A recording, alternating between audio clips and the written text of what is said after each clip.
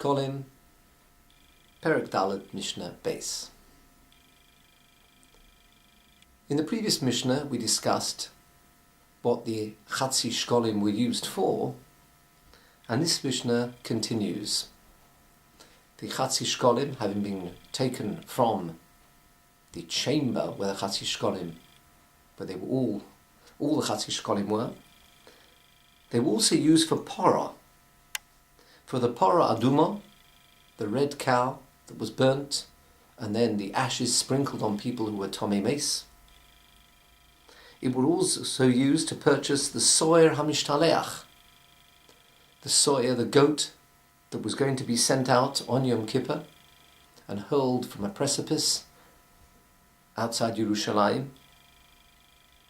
Although that was not brought as a korban inside the Beis HaMikdash, nevertheless the money from the Chatzi Shkolim can be used to purchase that Soyer HaMishtaleach, because two Seirim were bought, one offered inside, one goat offered inside in Yom Kippur, and the other one was the Soyer La'azozel sent out Michutz Lo'ir, outside the city. Also the Loshen Shel Zahuris.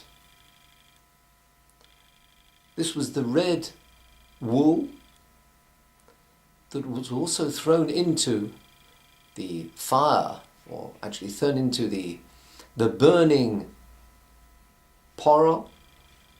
For the Porah Aduma, there were stalks of hyssop used, there was cedar wood, and also Loshen Shel Zahuris, which was red wool. That was all part of the Porah Aduma, the preparation of the Porah Aduma, and therefore included in that was Loshen Shel Zahuris, and therefore that could be purchased, the wool could be purchased with the money from the Chatzi Shkolim. All those things, continues the Mishnah, boin mitrumas halishka, they can all be bought, purchased from the trumas halishka, from the Chatzi Shkolim, which were removed from the chamber. The next group, the items in the next group, could not be purchased from the primary removal of those Chatzi Shkolim, but from the, as we'll see, Mishiyore Halishka, what was left remaining in the chamber after the Chatzi Shkolim had been removed to purchase the previous items. And what could be bought from the Shiyore Halishka, the remainder of the Chatzi Shkolim that remained in the chamber? Says the Mishnah, Kevesh Porah. This was a ramp that went across from Yerushalayim, outside Yerushalayim, where the individual taking the Porah would walk. Now, no expense was spared to ensure that the person who would be taking out the Porah Aduma outside Yerushalayim would remain Tahar. And therefore, even though there may be a very small possibility of Tumah, and this is called Keva HaTohim, there may have been Tumah, a dead person, on the ground, maybe under the ground,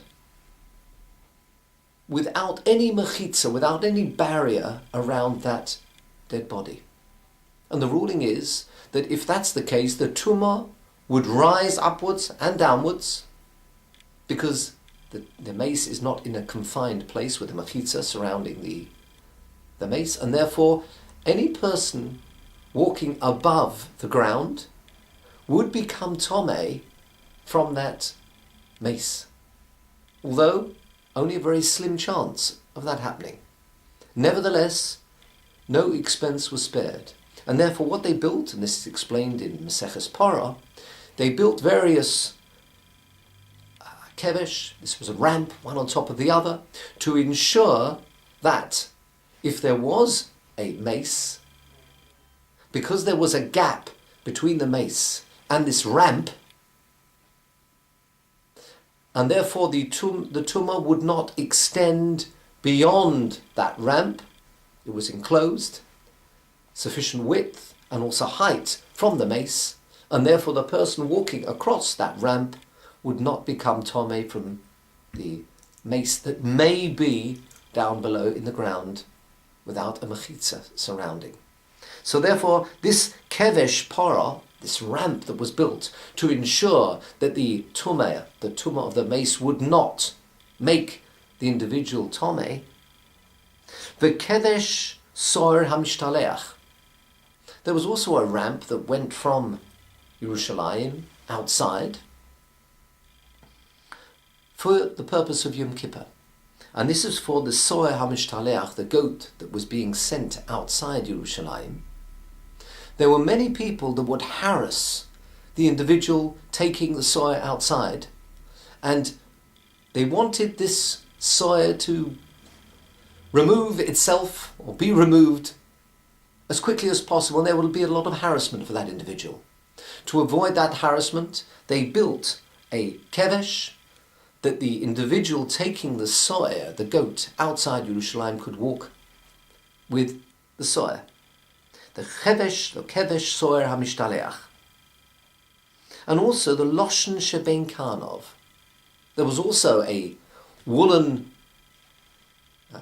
a piece of wool, red wool, which was placed between the horns of the goat that was being sent outside. That was red, and it would turn white, representing the Averis of Klal Yisrael being pure, the Averis disappearing and the purification of Klal Yisrael on Yom Kippur. That piece of wool came, as we'll see in a moment, from the leftovers. Also the Amas Hamayim. There was a canal in Yerushalayim of water that was used to help clean the ground of Yerushalayim. Choymas ha'ir, the walls around the city, umigdaluseho, also the towers, there for fortification purposes. V'chol tzorchei ha'ir, anything necessary for the ear, for any repairs that were needed in the roads, etc. Boy, all these things came, mishiyore halishka. They come from the remainder of the coins that were in the chamber, but not from the coins that were removed. Explains the Bartanura, the reason for this is she'enom tzorech korban. They are not actually part and parcel of the korbanos, the communal korbanos. And therefore, they do not come, einon boy mitruma shehufrasha l'shem korbanos. These items are not purchased from the money which was removed from the chamber to buy communal offerings, but from the money that remained subsequently. Abba Shaul said, kevesh para, the kevesh of the para. This is the para aduma, as we explained before, the person taking the para aduma outside Yerushalayim, ensuring that the individual, that person would remain tahar, the ramp that was above Yerushalayim. Kohanim gedolim oisin oisa mishel atzmon. This was purchased from the pockets of the Kohanim gedolim because generally they were involved and they would be involved in the para aduma, and therefore they themselves used their own money to purchase the kevesh, this ramp that went from Yerushalayim to the outside Yerushalayim.